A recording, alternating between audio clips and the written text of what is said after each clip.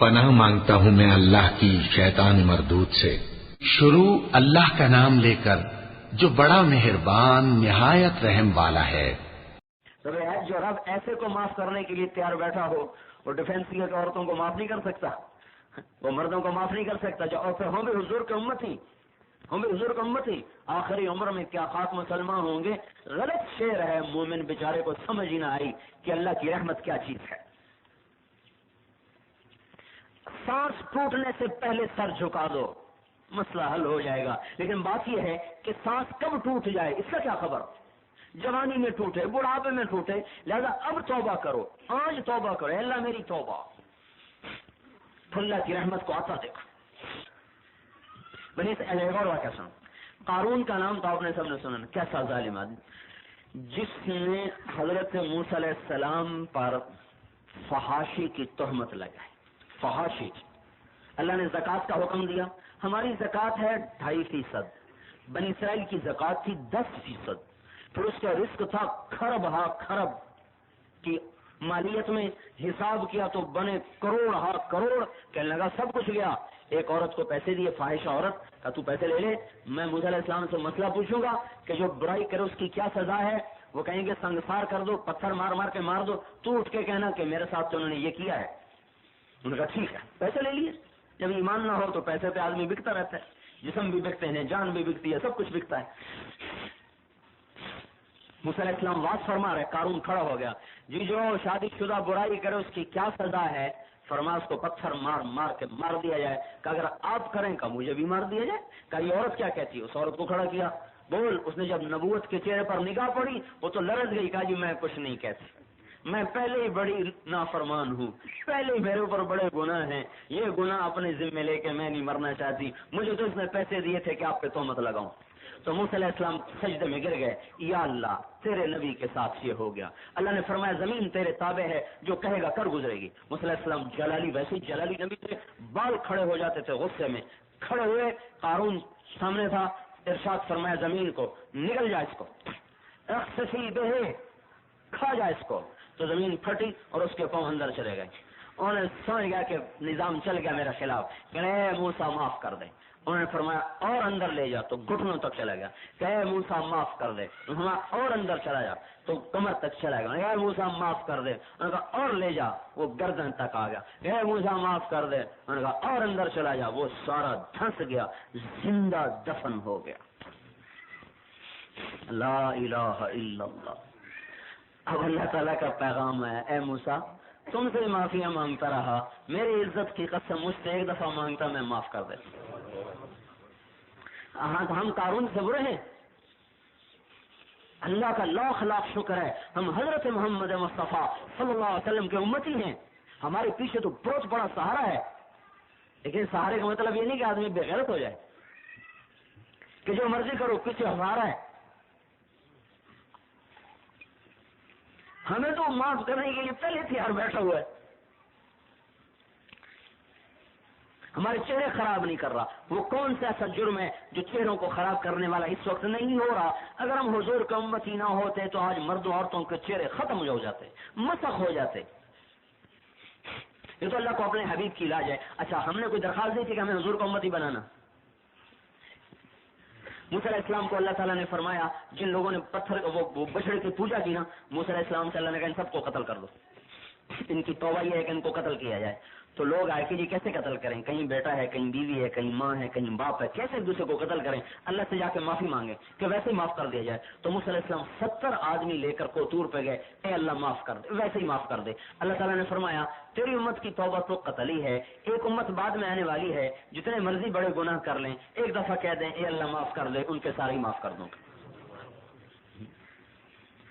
موسیٰ علیہ السلام نے کہا یا اللہ وہ کون سی امت ہے؟ کہا میرے حبیب کی امت ہے۔ کب اگر مجھے دے دیں، کہ نہیں آپ کو نہیں دینی، آپ پہلے ہیں وہ بعد میں ہیں۔ عیسیٰ علیہ السلام نے سے اللہ نے جنت کی صفات بیان کرتے ہوئے فرمایا کہ اس کا پانی ایسا ہے کہ ایک قطرہ انگلی پہ لگائے تو سارا جہان معطر کر دے، ایک گھونٹ پی لے کبھی پیاس نہ لگے۔ عیسیٰ علیہ السلام کہنے لگے یا اللہ وہ پانی مجھے بھی پلا دے۔ اللہ تعالیٰ نے فرمایا جب تک میرا حبیب نہ پیے وہ پانی سب پہ حرام ہے، اور جب تک میرے حبیب کی امت نہ پیے وہ پانی ساری امتوں پہ حرام ہے۔ اور قیامت کا دن ہوگا، اللہ کا نبی کہے گا یا اللہ میری امت کا حساب میرے حوالے کریں. اللہ تعالیٰ فرمائیں گے کیوں؟ کہیں گے میں ان کا خود حساب لے لوں تاکہ ان کو شرم نہ آئے کسی اور سے. تو اللہ تعالیٰ فرمائیں گے جب آپ حساب لیں گے، ان کے گناہ دیکھیں گے تو آپ سے تو شرمائیں گے کہ نہیں شرمائیں گے؟ کہیں گے ہاں. کہنے میں آپ کو بھی نہیں دیتا، میں پردے میں ان کا حساب لوں گا، کسی کو نہیں بتاؤں گا کہ یہ کیا کیا کرتے رہے. کوئی جہنم میں بھی جائے گا تو پردے میں جائے گا. جائیں گے تو صحیح جہنم میں. جہنم کے 7 حصے ہیں. سب سے اوپر جہنم، پھر حطمہ، پھر لظہ، پھر سعیر، پھر سقر، پھر جحیم، پھر حاویہ. جہنم مسلمانوں کے لیے ہے. کون سے مسلمان مرد عورت جو توبہ کیے بغیر مر گئے. حطمہ عیسائیوں کے لیے، لظہ یہودیوں کے لیے، سعیر مجوس کے لیے آتش پرست ایرانی، سقر چنگیزیوں کے لیے ستاروں کے سورج کے پجاری، اور جہیم مشرکین کے لیے، مشرکین پتھروں کے پجاری، اور حاویہ منافقین کے لیے ہے. حاویہ منافقین کے لیے. جب اللہ دوزخ کی آگ کو بھڑکاتا ہے تو حاویہ کا پردہ اٹھا دیتا ہے، اس میں سے جو آگ نکلتی ہے جہنم کی آگ بھی چیخنے لگتی ہے اس آگ کی تپش سے. جب حضور کی امت کو ڈالا جائے گا جہنم میں تو ان کے چہرے کالے نہیں ہوں گے، ان کے ہاتھوں میں ہتھکڑیاں نہیں ہوں گی، ان کے پاؤں میں بیڑیاں نہیں ہوں گی. تو جب گریں گے تو وہ جنت کا دوزخ کا دروازہ کہے گا مالک یہ کون آ گئے جن کے چہرے سفید، جن کے ہاتھوں میں ہتھکڑیاں نہیں، پاؤں میں بیڑیاں نہیں. تو اللہ تعالیٰ کا ارشاد ہوگا آپ کو حکم دو کہ انہیں پکڑے، اور اے مالک ان کے ہاتھوں میں ہتھکڑیاں مت ڈالو، ان ہاتھوں نے صدقات دیے ہوئے میرے نام پر. ان پاؤں میں بیڑ زنجیریں مت ڈالو، یہ پاؤں میرے مسجدوں کی طرف کئی دفعہ اٹھے ہیں. ان کے چہروں کو مت جلانا، یہ ماتھا کئی دفعہ میرے دربار میں ٹکا ہے. ان کے دل کو مت جلانا، اس کے اندر ایمان ہے، باقی سارے وجود کو آگ لپیٹ لے. اچھا جب آگ قریب آئے گی نا تو یہ کہیں گے لا الہ الا اللہ، تو آگ بھی چڑھ جائے گی. پھر وہ آگے آئے گی کہیں گے لا الہ الا اللہ، آگ بھی چڑھ جائے گی. پھر وہ آگے آئیں گے وہ کہے گا جنت وہ دوزخ کا فرشتہ پکڑ دی کیوں نہیں؟ وہ کہے گی لیس لی سلطان علی لا الہ الا اللہ. وہ کہے گی لا الہ الا اللہ پہ میرا زور نہیں چلتا، میں کیسے پکڑوں؟ تو کہیں گے اچھا اب پکڑو. اب جب چوتھی دفعہ پکڑنے آئے گی وہ لا الہ الا اللہ کہنا چاہیں گے، اللہ زبان بند کر دے، زبان بند ہو جائے گی، زبان بندی اندر ہے بول نہیں سکیں گے. اب اللہ کہے گا اسی کلمے کی لاج دنیا میں رکھتے تو یہ آگ تمہیں کچھ نہ کہہ سکتی. تم نے میرے کلمے کی عزت کو پارا پارا کیا، آج اس کی سزا تمہیں چکھنی پڑے. یہ امت جہنم میں بھی جائے گی تو اتنی رعایتوں کے ساتھ جائے گی. تو میرے بھائیوں اور بہنوں ہم توبہ کریں، اپنے مالک کے سامنے اپنی توبہ کو پیش کریں. اور توبہ کیا ہے کہ میری زندگی حضرت محمد صلی اللہ علیہ وسلم جو قارون کو معاف کرنے کے لیے تیار بیٹھا ہو اس امت کو کیوں نہیں کرے گا؟ اور جو روزانہ بادشاہوں کے دربار تو رات کو بند ہوتے ہیں اور ہمارے رب کا دربار تہجد میں دربار خاص کھلتا ہے. ایک بادشاہوں کا دربار عام ہوتا تھا، ایک دربار خاص ہوتا تھا. دلی ہم گئے جماعت میں گئے تو میں وہاں سے نکل آیا قلعہ دیکھنے کے لیے.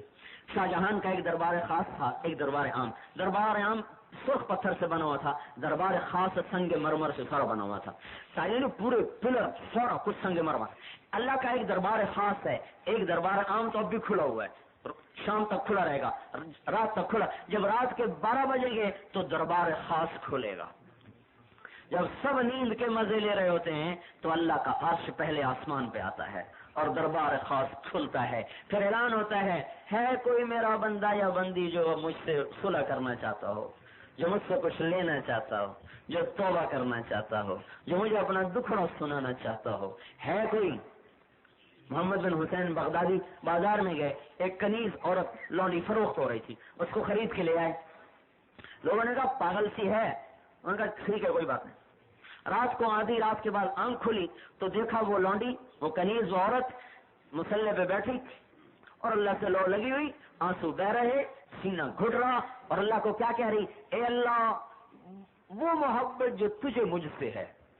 یہ کہہ رہی، کہنا تو یہ تھا کہ وہ محبت جو مجھے تجھ سے ہے، کہ اے اللہ وہ محبت جو تجھے مجھ سے ہے میں اس کے واسطے سے تجھ سے سوال کرتی ہوں. تو انہوں نے ٹوکا کہ یہ لڑکی کیا کہتی ہے، کیا کہتی ہے؟